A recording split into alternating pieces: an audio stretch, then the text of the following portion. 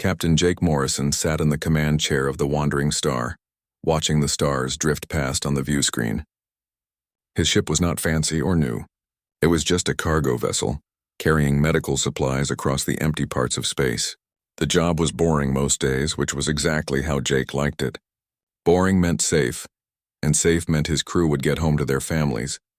The ship had been flying through the Viridian sector for 2 days, without seeing anything unusual.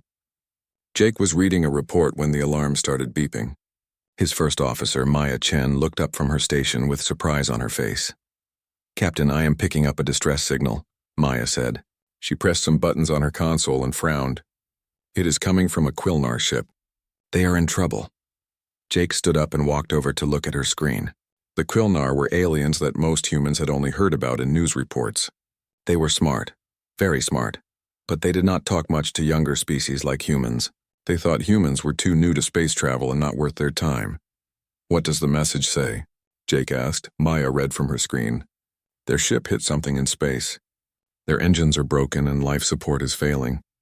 They have 23 people on board and less than 8 hours of air left." Jake felt his stomach tighten. 8 hours was not much time.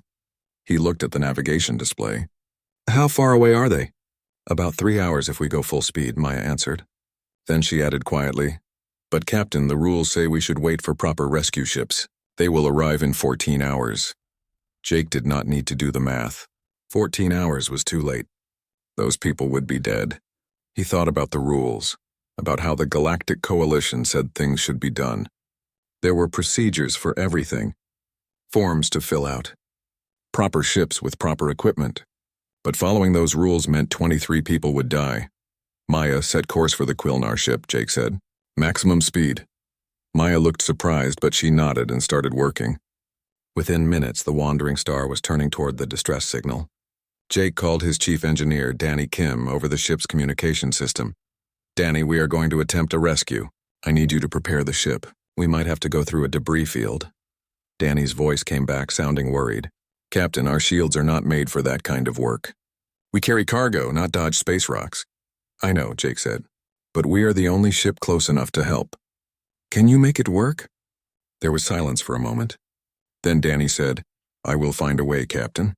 Give me an hour." The next 3 hours felt very long. Jake watched the clock count down. He thought about his decision and wondered if he was doing the right thing. The Wandering Star was not a rescue ship. His crew had not trained for this. They could get hurt or killed trying to save aliens who probably did not even like humans very much. But every time doubt crept into his mind, Jake remembered something his father had told him when he was young. If you can help someone, you should. It does not matter who they are or what they think of you. What matters is that they need help and you can give it. Dr. Lisa Chang, the ship's medical officer, came to the bridge. She looked nervous but determined. "Captain, I have been reading about Quilnar biology. I am setting up the cargo bay as an emergency medical area. It will not be perfect, but it should work." "Thank you, Lisa," Jake said. He was proud of his crew. They did not question his decision.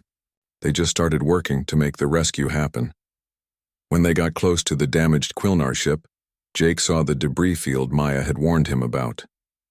Pieces of metal and rock floated in space like a deadly cloud. The Quilnar ship was in the middle of it, dark and silent except for a weak distress beacon. "Danny, how are those shields?"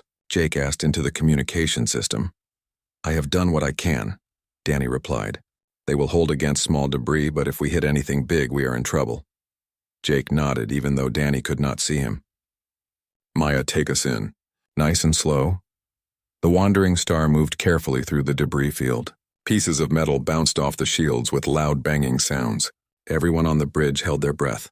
Maya's hands moved across her controls with steady skill, steering them around the bigger pieces. It took 20 minutes to reach the Quilnar ship. 20 minutes that felt like hours. When they finally got alongside the damaged vessel, Jake could see how bad the situation was.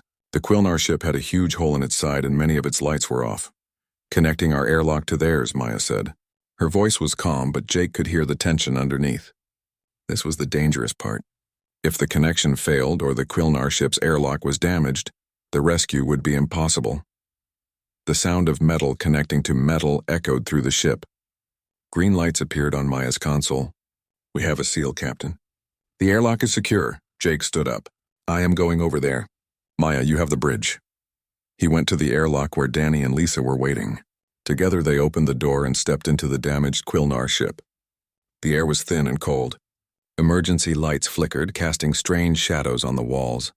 They found the Quilnar crew in a large room near the center of the ship. 23 aliens sat or lay on the floor, their strange faces showing fear and exhaustion. They looked at the humans with surprise and confusion. One of the Quilnar stood up. He was taller than Jake, and his skin was a deep blue color. I am Research Director Venthar, he said in perfect English, though his voice sounded tired. You are human. Why are you here? We picked up your distress signal, Jake said. We are here to get you out. Venthar looked confused. But rescue ships are not scheduled to arrive for many hours, and humans do not have rescue vessels in this sector. Your ship is for cargo. That is true, Jake said. But we were close and you needed help. So we came. Venthar stared at him. You risked your ship and crew to save us? This makes no logical sense. We have no alliance with humans. We cannot pay you. There is no benefit to you, Jake smiled. The benefit is that you will be alive. Now come on, we need to move fast. Your ship does not have much time left. For the next 30 minutes, Jake and his crew helped the Quilnar cross from one ship to the other. Lisa checked each alien as they came aboard, making sure none were badly hurt. Danny watched the connections between the ships, worried that the damaged Quilnar vessel might break apart at any moment. The last Quilnar to cross was Venthar. As soon as he was through the airlock, Maya disconnected the ships and started moving away from the debris field. Minutes later, the Quilnar vessel's reactor failed completely. The ship went dark and started drifting. Jake let out a breath he did not know he had been holding. They had made it. All 23 Quilnar were safe. Later, when everyone had calmed down and the Quilnar were settled in the cargo bay, Venthar came to find Jake on the bridge. Captain Morrison, the alien said formally, I must express gratitude for what you have done. You saved our lives. However, I must also express confusion. I have calculated the risks you took and the costs you will bear. You will be late delivering your cargo. You used extra fuel. You risked damage to your ship. And you did this for strangers who have never shown kindness to your species. Jake shrugged. It was the right thing to do. The right thing, Venthar repeated slowly. This is a moral judgment. But morality should be logical. Your action was not logical. Maybe not, Jake agreed. But you are alive. That seems pretty logical to me. Venthar was quiet for a long moment. Then he said, The Quilnar have no framework for repaying such kindness. We have nothing to offer that would equal saving our lives. I do not want payment, Jake said. Just pay it forward. Pay it forward? Venthar asked. I do not understand this phrase. Jake smiled. It means that if you want to thank me, you should help someone else when they need it. Pass the kindness along. Venthar looked even more confused. You want me to help a stranger? Someone who has not helped me first? Exactly, Jake said.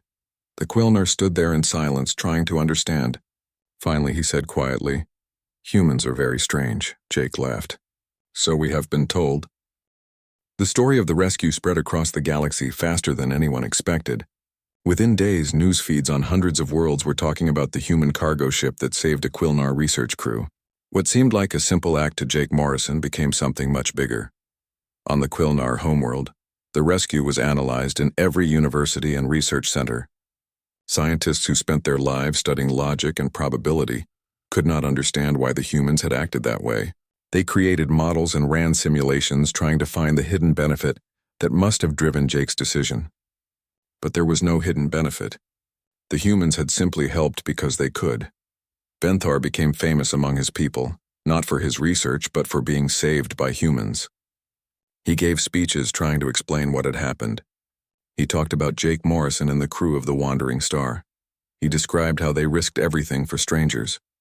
But every time he told the story, his fellow Quilnar asked the same question. Why Venthar did not have a good answer. He wrote a paper called Irrational Altruism, a case study in human decision-making. In the paper, he argued that humans were dangerous because they did not think logically. He said their emotions could lead to bad choices that might hurt everyone in the long run. The paper was read by millions across the galaxy. Other alien species had their own reactions to the rescue. The Kresh were warriors who respected strength and courage. They read about the rescue and found it confusing. Why would the humans risk their lives for aliens who were not part of their tribe? One Kresh general said it showed humans did not understand basic survival. Another said it showed humans were braver than anyone realized, but also possibly stupid. The Vex were merchants who measured everything in profit and loss. They calculated exactly how much money Jake lost by going to rescue the Quilnar. Fuel costs, late delivery penalties, potential damage to the ship, all of it added up to a significant amount. The Vex concluded that humans were bad at business. Some Vex merchants started wondering if they could take advantage of this strange human tendency to help others without expecting payment. The ordinal species were all about rules and procedures. They lived by strict protocols that governed every part of their lives. When they heard that Jake had ignored coalition procedures to make the rescue, they were horrified. They filed 17 official complaints. The humans had broken the rules, they argued, and that was wrong no matter what the outcome. On Earth, most humans did not understand what all the fuss was about. When news reports showed aliens debating whether Jake had done the right thing, people were confused. Of course he did the right thing. People were dying and he could save them. What else would he do? Let them die while waiting for the proper paperwork? Dr. Susan Blake worked as a xenoanthropologist on Concordia, the capital world of the Galactic Coalition. Her job was to study different alien cultures and help humans understand them. Suddenly, she found herself doing the opposite. Aliens wanted to understand humans, and they came to her with endless questions. Why do humans help strangers? They asked her. Where is the logic? Where is the profit? What do they gain? Susan tried to explain. She talked about human history and how humans had evolved as social creatures. She described concepts like empathy and compassion. She explained that humans felt pain when they saw others suffering, even if those others were complete strangers. This emotional response drove them to help. The aliens found this fascinating but strange. Most species felt loyalty to their own kind, their family or tribe or nation, but feeling pain for strangers? For aliens? That seemed excessive and potentially harmful. Susan also talked about human moral philosophy. She explained ideas that humans had developed over thousands of years. The golden rule that appeared in almost every human culture: treat others as you want to be treated. The idea that all sapient beings have inherent value. The belief that with power comes responsibility to help those weaker than yourself. But these are just ideas, one Quilnar scholar said to her. They are not logical laws. They are not provable. How can your species base important decisions on unprovable ideas? Susan thought about that question for a long time before answering. Because we believe some things are more important than logic. We believe that life has value that cannot be calculated. We believe that doing the right thing matters more than doing the profitable thing or the safe thing. The scholar looked at her with an expression she could not read. Your species is very young, he said. Perhaps when you are older and wiser you will think differently. As the debates continued across the galaxy, more stories about humans began to surface. A human mining crew had shared their limited food supplies with a Vex merchant ship whose cargo hold had been damaged. The Vex could not understand it. The humans gained nothing from sharing. In fact, they now had less food for themselves. A human diplomat named Karen Hughes broke protocol during a hostage situation on a space station. Instead of waiting for security forces as the rules required, she walked into the dangerous area alone and talked to the hostage takers. She convinced them to release their captives, which included 3 alien children. Karen put her own life at risk for children who were not even her species. Human colony called New Portland sent medical, supplies and construction, equipment to a neighboring alien world that had suffered a terrible earthquake. The colony was not rich. They struggled to feed their own people. But when they heard about the disaster, they sent what they could spare. The alien world had never even traded with New Portland before. Each story was small on its own. Just individuals or small groups making choices, but together, they created a pattern that the galaxy could not ignore. Humans acted differently than any species the Coalition had ever encountered. They helped without being asked. They sacrificed without expecting reward.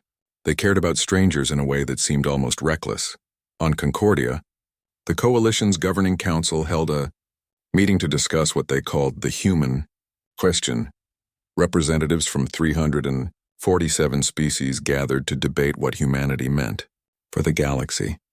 Some council members argued that humans were a security risk, Their unpredictable behavior could destabilize the careful balance of power that had existed for millions of years. If humans did not follow the rules, how could anyone trust them? Other council members disagreed. They pointed out that humans had not hurt anyone. In fact, they had only helped. Maybe the problem was not with humans, but with the rules themselves.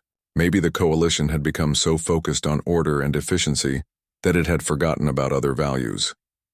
The debate went on for hours without reaching any conclusion. The council could not decide if humanity was a gift or a threat. Meanwhile, Ambassador Peter Grant represented humanity at the coalition capital. He was a patient man who had worked hard to build relationships with other species. But lately his job had become very strange. Aliens kept asking him questions he did not know how to answer. "Why did your captain save the Kilner?" they asked. "What did humanity gain from that action?" Peter always gave the same answer. "We saved them because they needed help. That is what people do." The aliens never seemed satisfied with that answer. They kept pushing, searching for the hidden reason, the secret benefit. They could not accept that humans simply helped because it was right. Then something unexpected happened. A group of smaller species, ones that did not have much power in the coalition, sent a formal request to Ambassador Grant. They wanted to know if humans would be willing to help mediate some disputes between their worlds. Peter was surprised. "Why us?" he asked their representatives. "We are the newest members of the coalition. We have no experience with your conflicts." One of the representatives, a small furry creature from a world called Pelios, spoke up. "That is exactly why we want your help. The powerful species always favor their own interests when they mediate. But humans seem to actually care about fairness. You helped the Quilnar even though they had never been kind to you. Maybe you would be fair to us too." Peter did not know what to say. It was an incredible request. The newest, weakest species being asked to serve as moral judges for others. He told them he would have to think about it and discuss it with Earth. That night, Peter sent a long message back to Earth. He described everything that had been happening since the rescue. He explained how the galaxy was trying to understand humanity and how confused they were by human values. He ended his message with a question. "Are we really that different?" he wrote. "Or has the galaxy just forgotten something important?" Back on Earth, people read the reports from Concordia with interest. Some found it funny that aliens could not understand basic kindness. Others found it sad. A few found it frightening. What kind of galaxy had humanity joined, where helping strangers was considered strange? Jake Morrison read about the debates and discussions his rescue had caused. He sat in his small apartment and watched news feeds from across the galaxy.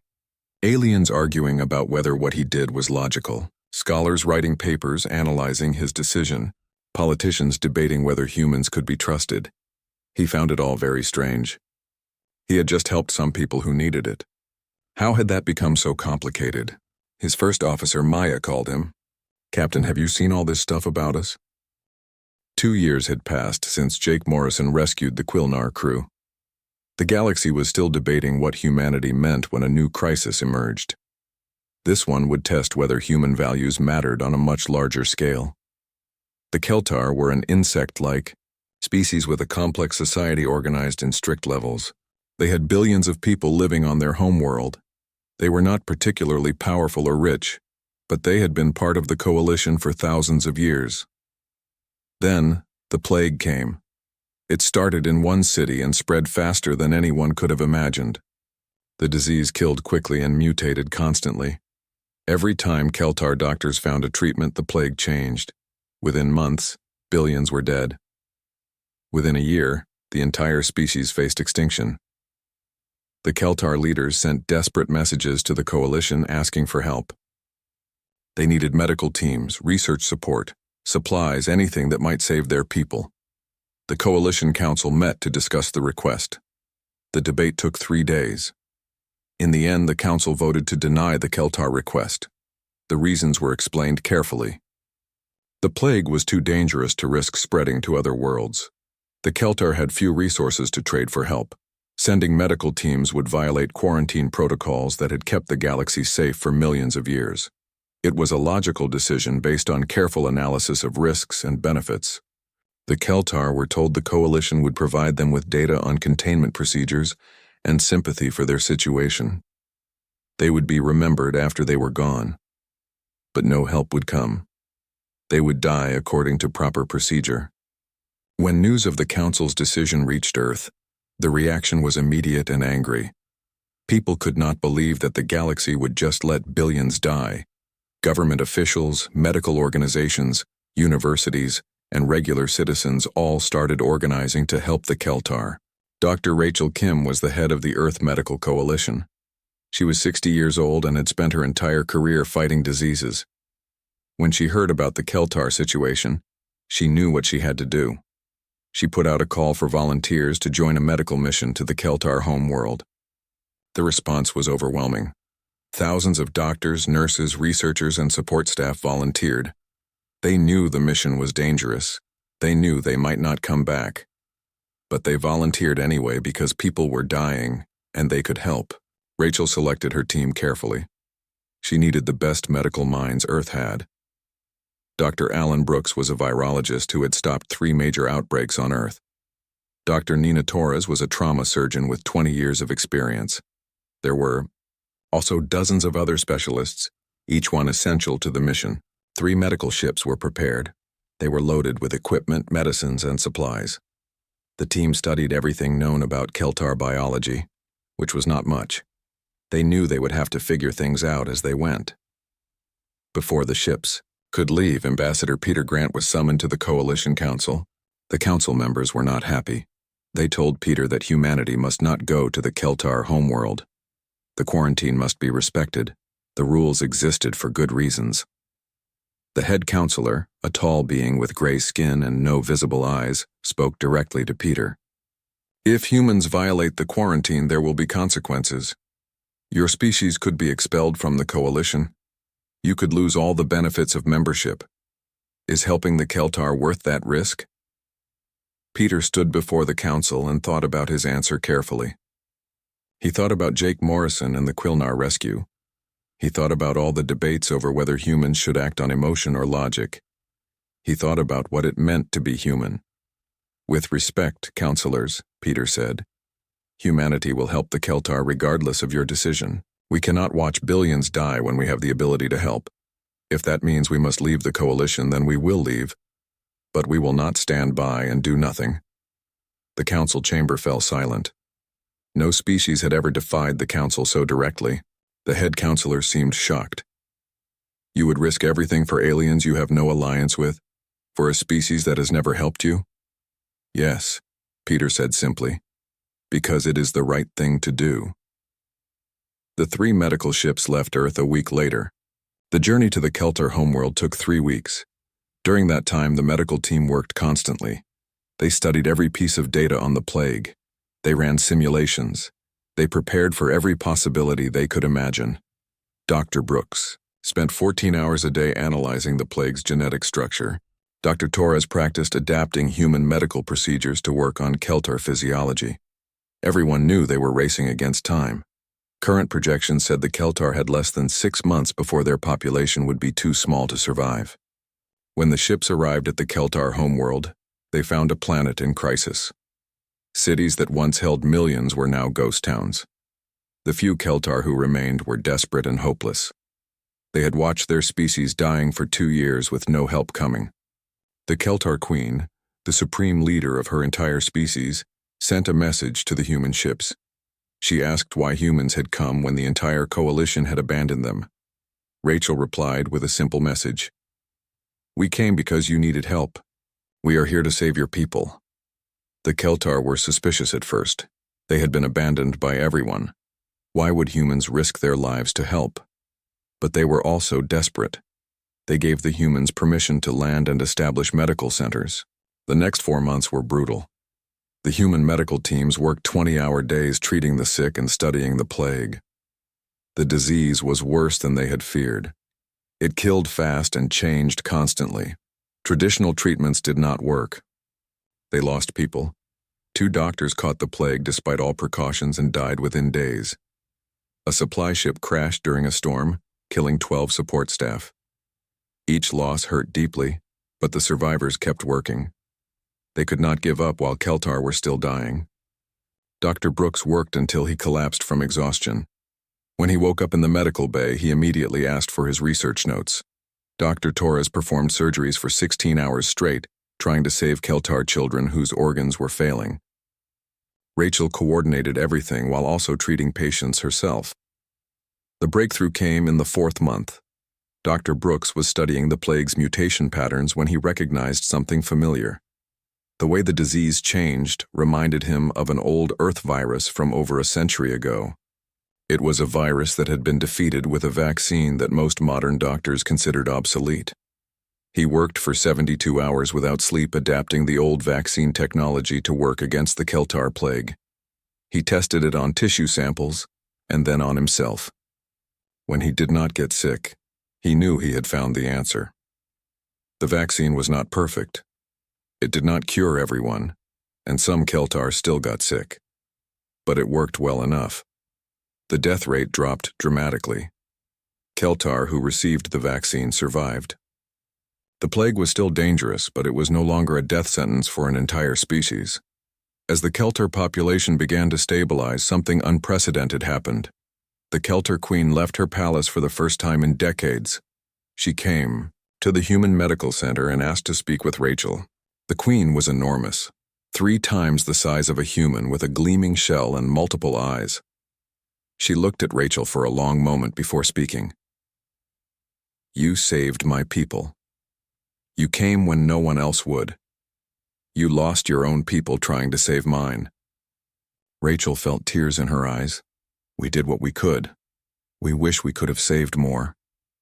The queen made a gesture that Rachel's translator said meant deep respect. "The Keltar will never forget what humanity has done. Every Keltar will know the names of those who died saving us. We will tell our children and our children's children about the humans who cared for strangers." News of the successful mission spread across the galaxy even faster than the story of the Kilnar rescue. This time the reaction was different. This was not one ship saving 23 people. This was an entire species defying the coalition to save billions. Many species were forced to confront uncomfortable questions. If humans could save the Keltar, why did the coalition not even try? Were the rules more important than lives? What did it say about galactic civilization that the newest members were the only ones willing to help? On his home world, Venthar read the reports about the Keltar mission. The Quilnar researcher who had been saved by Jake Morrison sat in his office for hours thinking. Finally, he started writing a new paper. This one was very different from his first. He called it Reconsidering Human Altruism, When Emotion and Reason Align. In this paper, he retracted his previous conclusions. He argued that humanity's willingness to help others, while appearing illogical at first, actually represented a sophisticated form of courage that the galaxy had forgotten. The Coalition Council met in emergency session. Some members called for sanctions against humanity for violating the quarantine. Others argued that the rules themselves were flawed if following them meant letting genocide happen through inaction. The debate went on for weeks. In the end, no consensus was reached.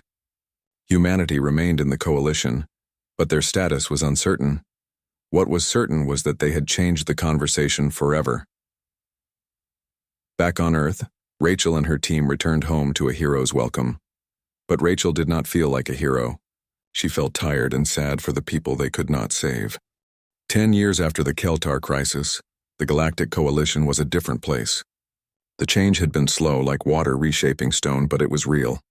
Human ideas about helping others and caring for strangers had started to spread through the galaxy in ways no one had expected. The most visible change was the Humanitarian Corps. It started as a human organization but now included volunteers from dozens of different species. They responded to disasters anywhere in the galaxy. Earthquakes, floods, plagues, famines, they went wherever they were needed. They worked on the principle that saving lives needed no other justification. The Corps often clashed with coalition protocols. They broke rules when those rules got in the way of helping people, but they had saved so many lives that even the most rule-focused species had to admit they did good work.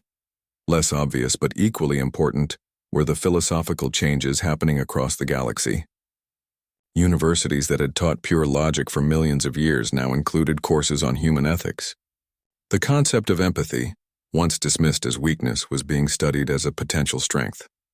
Young aliens of many species were questioning whether their ancestors' ways were the only ways. On the Keltar homeworld, now recovered and growing again, stood a monument that had become famous throughout Coalition space.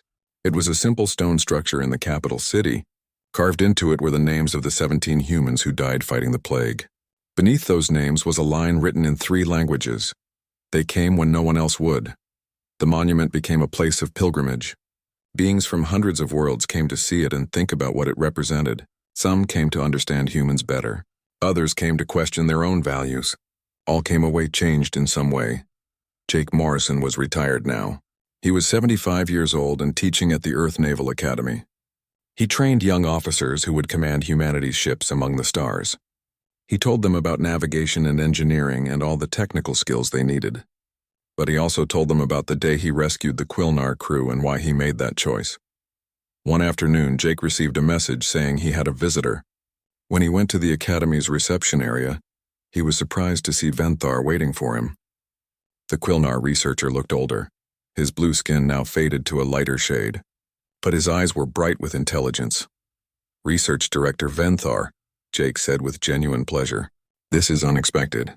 What brings you to Earth?" "I have come with a delegation of scientists from many species," Venthar replied. "But I wanted to see you first, to thank you again for saving my life 12 years ago." They walked together through the Academy grounds. Venthar explained that he had spent the past decade studying human behavior with other researchers. They had published hundreds of papers trying to understand why humans acted the way they did. "We used evolutionary biology, game theory, neuroscience, every tool we had," Venthar said. "We built complex models and ran countless simulations. And we finally understand. Understand what?" Jake asked. "Why you help strangers," Venthar said. "Why you risk yourselves for others. We thought it was illogical, but we were wrong. Your empathy and altruism, while seemingly inefficient on an individual level, create something remarkable on a civilization level." Jake listened as Venthar explained the research. By helping others without expecting immediate reward, humans built networks of trust and cooperation that went beyond traditional alliances. These networks made human civilization extremely adaptable and resilient. When humans faced problems, they had friends across the galaxy willing to help them. In mathematical terms, Venthar said, kindness is evolutionarily advantageous on a civilizational scale. What seemed illogical is actually a sophisticated survival strategy that benefits everyone. Jake laughed. "I am glad the math works out. But honestly, we would have done it anyway." Venthar made a gesture that Jake had learned meant amusement. "Yes, I know. That is part of what makes it work. But I have not told you the real reason I am here." He explained that the Quilnar and several other species had been working on a proposal to reform the Coalition's founding charter. The changes they suggested were revolutionary. They wanted to add provisions allowing humanitarian intervention. They wanted to establish the right of any species to provide aid regardless of protocols. Most importantly, they wanted to make protecting sapient life more important than bureaucratic efficiency. "We are calling it the Morrison doctrine," Venthar said, "named after you and the rescue that started everything." Jake stopped walking and stared at him. "You named it after me?" "I just helped some people." "You showed the galaxy a different way," Venthar said.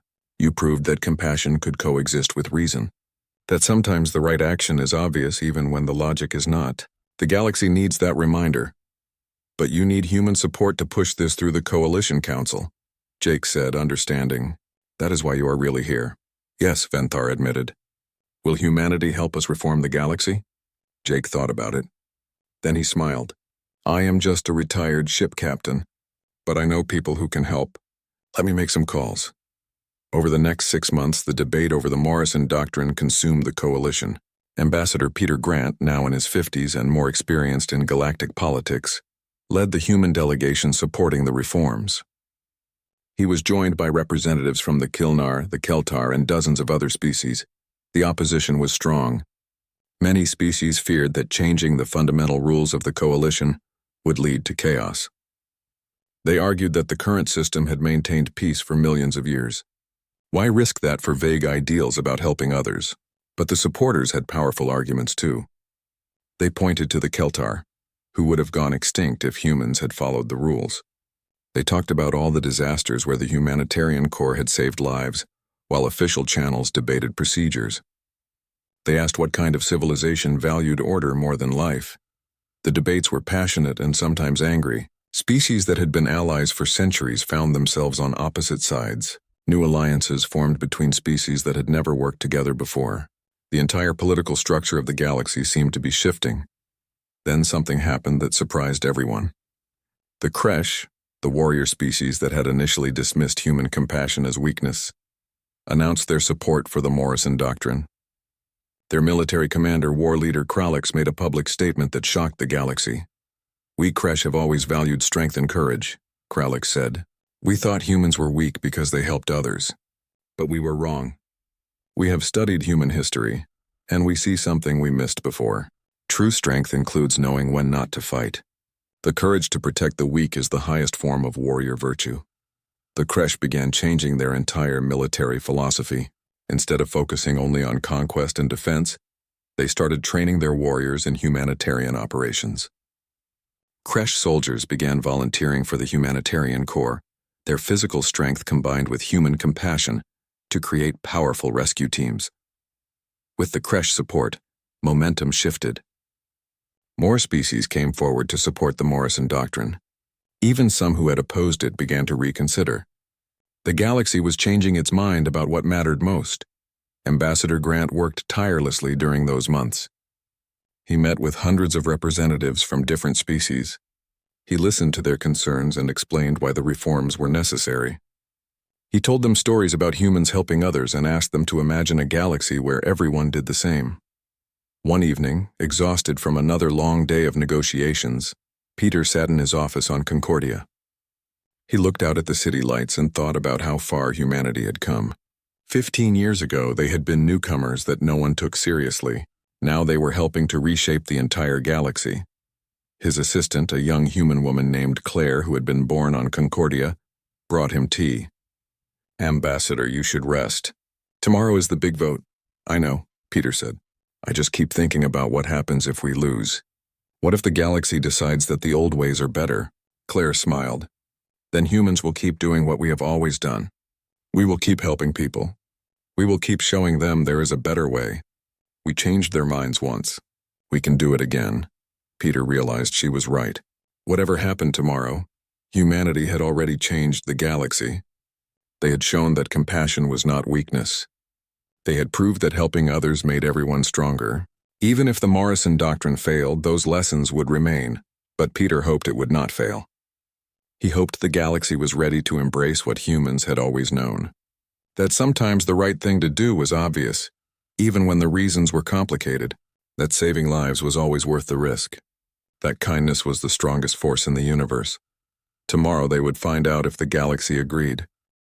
The Coalition Council chamber on Concordia was more crowded than it had been in centuries. Representatives from all 347 member species had come for the vote on the Morrison doctrine. The public galleries were full of observers from across the galaxy. Everyone knew this moment would shape the future. Ambassador Peter Grant sat in the human delegation area, trying to stay calm. 6 months of work had led to this moment. He had argued and negotiated and compromised. Now it was out of his hands. The council would vote, and the galaxy would decide what kind of civilization it wanted to be. The head counselor called the session to order. She was the same gray-skinned being who had warned Peter years ago not to help the Keltar, but something in her manner seemed different now, less certain, more thoughtful. "We gather today to vote on the most significant change to our charter in 3 million years, she said. "The Morrison doctrine would fundamentally alter how we respond to crises. Before we vote, Ambassador Grant of Earth will make the final argument in favor." Peter stood and walked to the speaker's platform. He looked out at the sea of alien faces watching him. Some were friendly, some were hostile, many were uncertain. He had prepared a long speech full of facts and logic, but standing there, he decided to speak from the heart instead. 20 years ago, a human cargo captain named Jake Morrison made a simple choice, Peter began. He heard a distress call from strangers and he went to help them. It cost him time and money and put his crew at risk. He did it anyway because people were dying and he could save them. That simple act started something none of us expected. It made the galaxy ask questions about values and priorities, about what matters most, about whether the rules we follow serve us or control us. Peter paused and looked at the Keltar delegation. When the Keltar faced extinction, the coalition said the rules were more important than billions of lives. Humans disagreed. We broke the rules and saved them. Was that wrong? The Morrison doctrine is not about abandoning all rules. It is about recognizing that some things matter more than procedures, that protecting sapient life is a fundamental right and responsibility, that compassion and efficiency can work together instead of fighting each other. I know change is frightening. The current system has worked for millions of years, but has it really worked? How many species have we watched die because helping them was inconvenient? How many opportunities to make the galaxy better have we missed because we were too afraid to break the rules? Peter's voice grew stronger. Humans have shown that another way is possible. We have proved that caring for strangers makes us stronger, not weaker. That empathy is not illogical. That kindness is not foolish.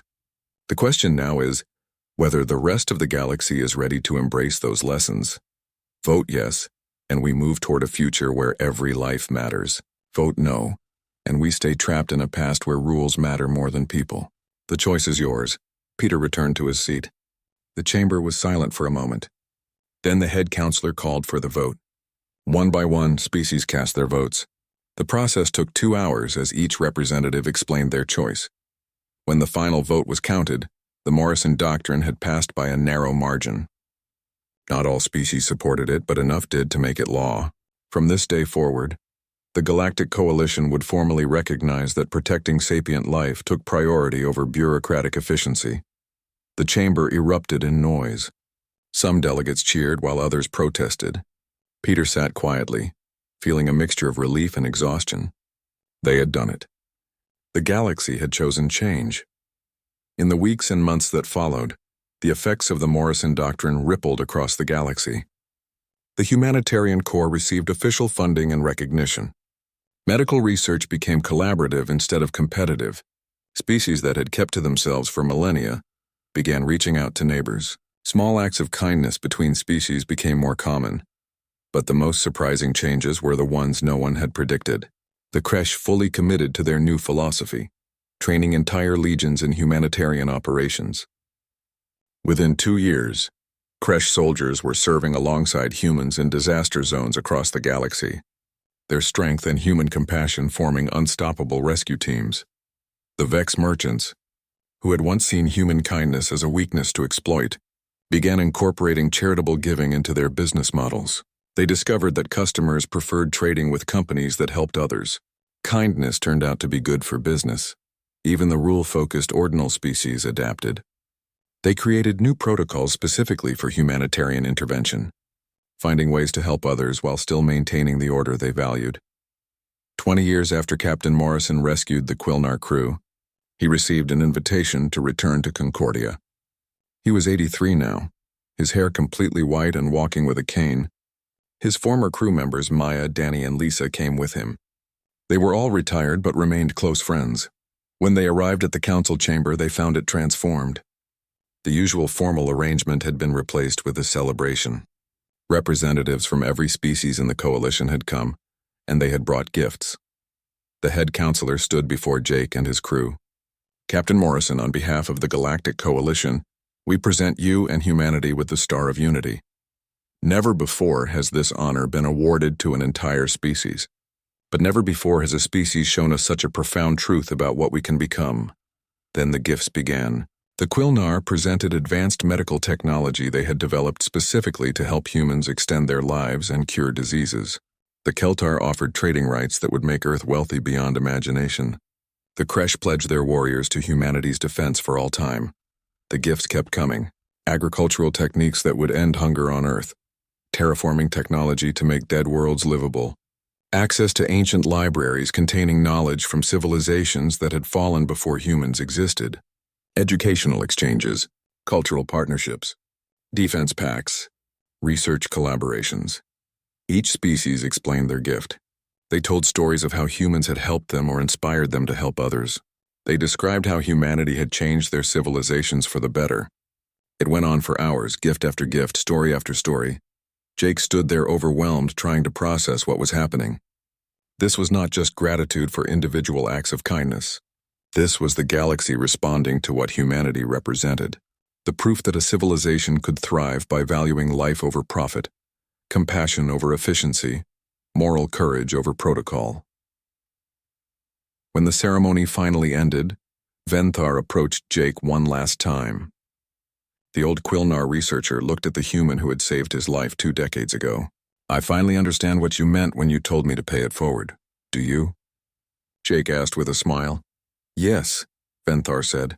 "The favor humanity did for the Quilnar and then the Keltar and countless others created a cascade effect.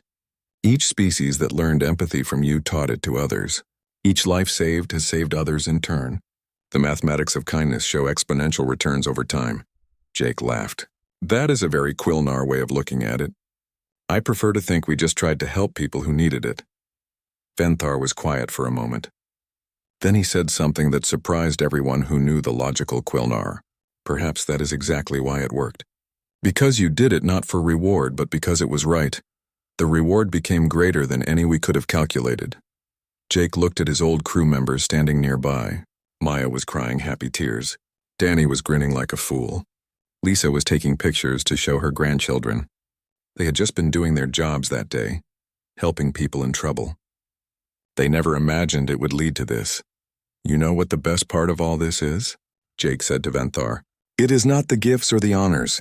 It is knowing that the galaxy learned to care. That is worth more than anything." 50 years later, historians would look back on this era as the Great Shift, when the Galactic Coalition transformed from a bureaucratic empire into a true community. They would trace it all back to one moment when a cargo captain decided that protocol mattered less than people. Jake Morrison's simple act of rescue had set off a chain reaction that reshaped galactic civilization. His reward was not just the wealth, technology, or alliances that came to humanity, though those were significant. His real reward was seeing a galaxy learn to care. Across the coalition, on thousands of worlds, the phrase "pay it forward" entered common language. Species that once saw others as resources or inconveniences now saw potential friends. The cold calculus of advantage had been warmed by compassion. In classrooms throughout the galaxy, young beings of every species learned about the human quality called empathy. They learned that strength could be gentle, that logic could coexist with compassion, and that sometimes the most rational thing was something that could not be calculated. On Earth, in the Morrison family home, Jake's great-grandchildren played beneath a simple wooden plaque. It held no medals, just a worn photograph of the Wandering Star's crew, and a quote in Jake's handwriting. "We help because we can. We care because we should. We are human because we choose to be." That, in the end, was both the lesson and the legacy. Humanity's gift to the galaxy was not technology or military might.